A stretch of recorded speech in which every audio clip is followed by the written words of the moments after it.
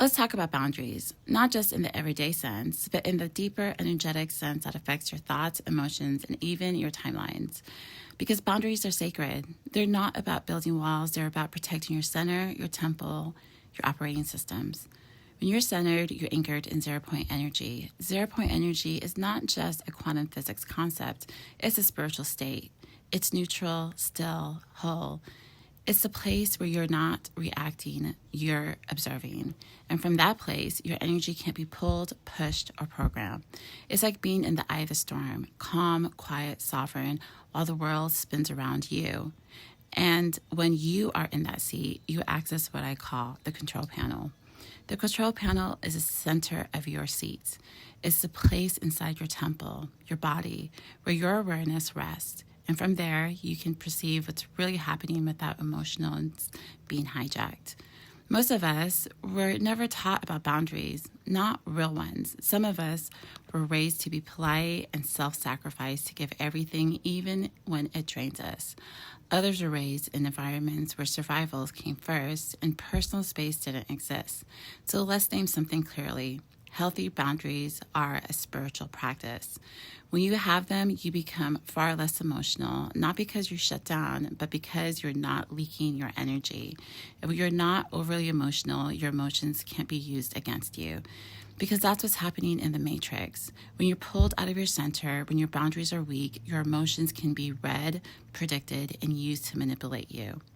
This is especially true in the astral plane, a stable layer of the astral field where fake kings, shadow architects, and manipulative technologies operate. They observe you from there, not your body, your patterns, your thoughts, your reactions, your wounds, your longings, and from those emotional signatures, they simulate timelines.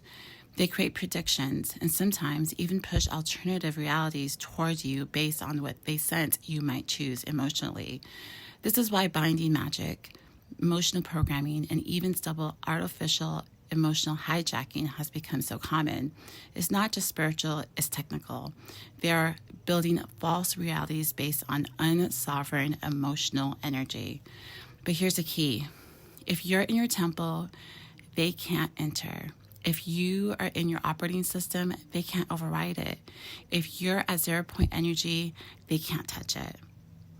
False kings, whether energetic, historical, or symbolic, benefit from your disconnection. Because if you're not in your seat, they can sit in it for you. They can run your program from behind the scenes, nudging your thoughts, cycling your emotions, looping your timelines. But when you reclaim your temple, your center, your seat, your neutral ground, that interference dissolves because your divine operating system only responds to you. And when you're present, nothing else can drive. Let's bring it back to the ground. In daily life, this shows up in stubble ways. You set boundaries, and someone accuses you of being selfish. You share your light, and someone tries to dim it or take it. You offer emotional maturity, and someone tries to drain it, exploit it, or guilt you. This is especially common around narcissistic energy. Narcissism is not just a personal disorder, it's an energetic structure that feeds on attention, empathy, and unprotected emotional fields.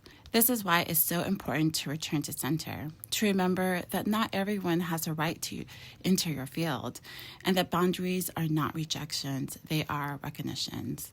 You're recognizing that your energy is sacred, that your temple is not a public space, that your operating system is not an open source. So today, if you're feeling scattered, emotional, confused, or drained, come back to your seat, come back to 0 point energy, come back to your breath and observe. Is this mine? Do I want to feel this? Am I in my temple or outside of it? Because once you return to your center, you return to clarity.